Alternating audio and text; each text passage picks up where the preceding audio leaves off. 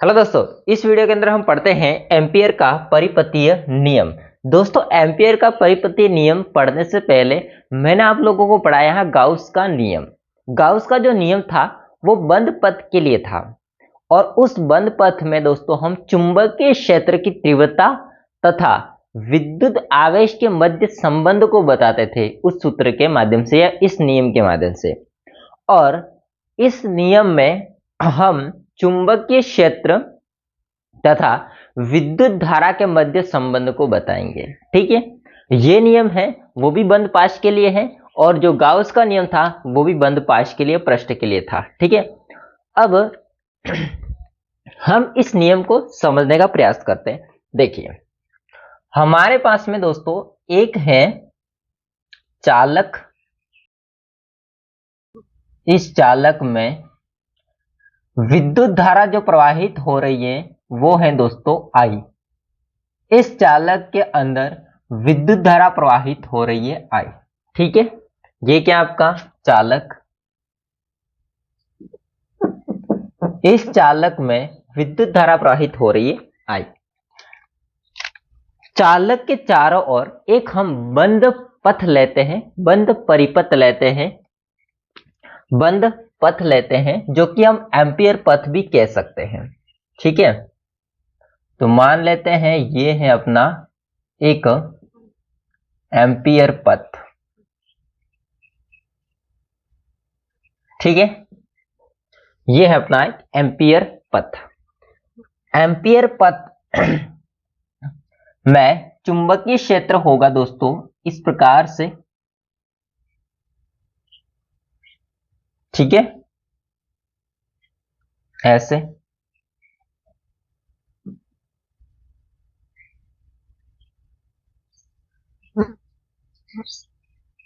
ये है आपका चुंबकीय क्षेत्र B, चुंबकीय क्षेत्र B और चुंबकीय क्षेत्र B। इसका चालक से जो दूरी है वो है R, या इसको त्रिज्या भी कह सकते हैं आप। और इसका अल्फांश हम लेंगे, उसका नाम है dl। इस पथ का जो अल्फ लंबाई है उसका नाम है dl। ठीक है, ये क्या है आपका, तो ये है एम्पियर पथ, एम्पियर बंद पथ। ठीक है, और ये क्या है आपका, तो ये है चुंबकीय क्षेत्र। इस डायग्राम में दोस्तों आप एक नियम को जानते हो जो कि होता है राइट हैंड थंब रूल्स, यानी कि आपके दाहिने हाथ के अंगूठे का नियम। इसमें आप देखो ध्यान से तो अंगूठा है वो धारा की दिशा को बताता है, तो जो मुड़ी हुई अंगुलियां हैं वो दोस्तों चुंबकीय क्षेत्र की बताती हैं, चुंबकीय क्षेत्र की दिशा को बताती हैं।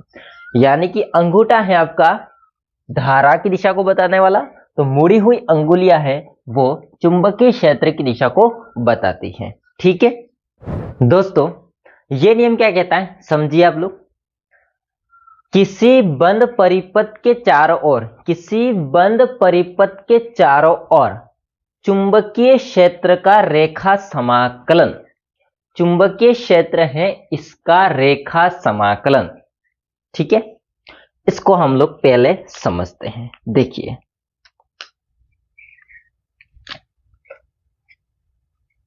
यहां पर रेखा समाकलन का मतलब होता है ये इंटीग्रेशन।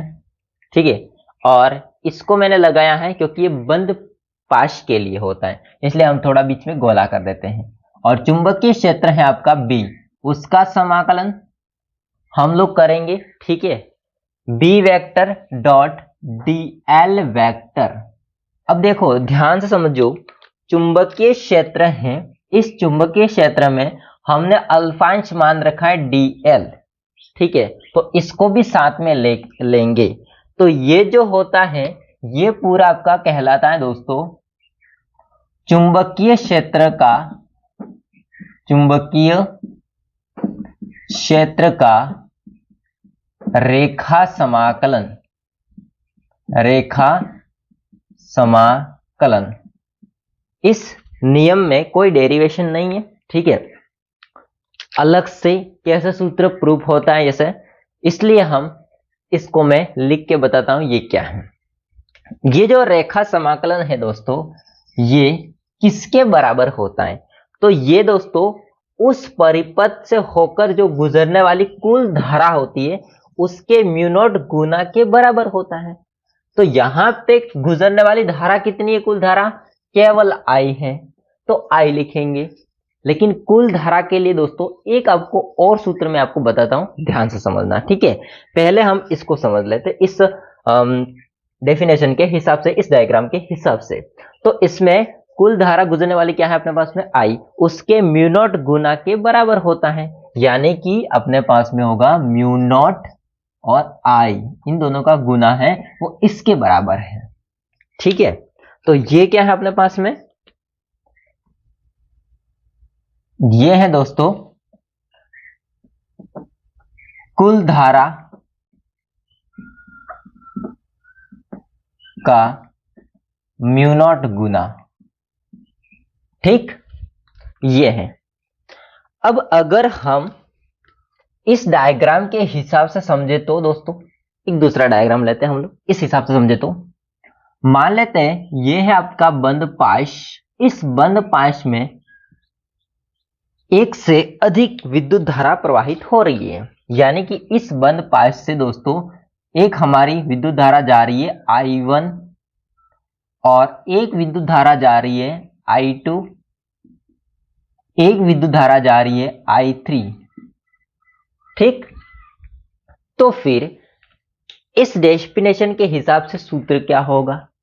समझना, ये चीज ऐसी की ऐसी रहेगी क्योंकि इसमें भी चुंबकीय क्षेत्र है। वो दोस्तों क्या होगा आपका चुंबकीय क्षेत्र? चुंबकीय क्षेत्र वही होगा जो कि होगा B, और इसमें भी अल्फांश क्या होगा? dl होगा। लेकिन फॉर्मूला अलग है तो मैं इसको और में लिखता हूं, अगर आपको ये सूत्र के हिसाब से इस नियम को समझना है तो, ठीक है। पहले सिंपल है, वही डेफिनेशन रहेगी। किसी बंद परिपथ के चारों ओर चुंबकीय क्षेत्र का रेखा समाकलन, तो वही आ जाएगा रेखा समाकलन B वेक्टर dl वेक्टर, ठीक है, बराबर गुजरने वाली कुल धाराओं के म्यू नॉट गुना के बराबर होता है। तो कुल धारा कितनी है उसका हम योग करेंगे, तो योग है अपना पास में ये वाला, तो म्यू नॉट और इसके साथ में I1 plus I2 plus I3, ठीक है। अब जब हम योग को दिखाते हैं तो इसको हम बीजगणितीय योग को सिग्मा से दर्शाते हैं, तो इस पूरे की जगह पे हम क्या लिखेंगे? सिग्मा, ठीक है। क्या लिखेंगे? सिग्मा। हम सबको मिला देंगे तो एक सिग्मा बन जाएगी, तो सिग्मा आई आ जाएगा। I1 I2 I3 अलग अलग लिखने के हिसाब से हम सभी धाराओं को एक साथ लिखते हैं, तो हम क्या लगा देंगे? सिग्मा। तो आ जाएगा समाकलन B vector dot dl vector बराबर म्यू नॉट सिग्मा आई। एक सूत्र आपका ये होगा और एक सूत्र आपका ये होगा। आपको जो अच्छा लगे वो सूत्र आप याद रखिए, और यही है दोस्तों आपका एम्पियर का परिपथीय नियम। क्या है? एम्पियर का परिपथीय नियम। इस नियम में जो मोस्ट इंपॉर्टेंट है वो है दोस्तों सूत्र याद रखना आपको, और सूत्रों के माध्यम से हम इसके एप्लीकेशन होते हैं इसको हम समझेंगे, और एग्जाम में एप्लीकेशन मोस्ट इंपॉर्टेंट होते हैं जो कि आते रहते हैं, ठीक है। तो दोस्तों आपको समझ में आ चुका होगा एम्पियर का नियम। सिंपल सा लॉजिक है, कोई भी अपने पास बंद परिपथ है, इस बंद परिपथ के चारों ओर जो चुंबकीय क्षेत्र है उसका रेखा समाकलन, वो रेखा समाकलन उस परिपथ में जो गुजरने वाली कुल धारा होती है उसके म्यू नॉट गुना के बराबर होता है, ठीक है। Okay, done. दोस्तों ये वीडियो कैसा लगा है वो आप मुझे कमेंट करके बता सकते हो। वीडियो पसंद आया तो लाइक करना, चैनल को सब्सक्राइब नहीं कर देना। मिलते हैं नेक्स्ट वीडियो में, तब तक के लिए जय हिंद, वंदे मातरम।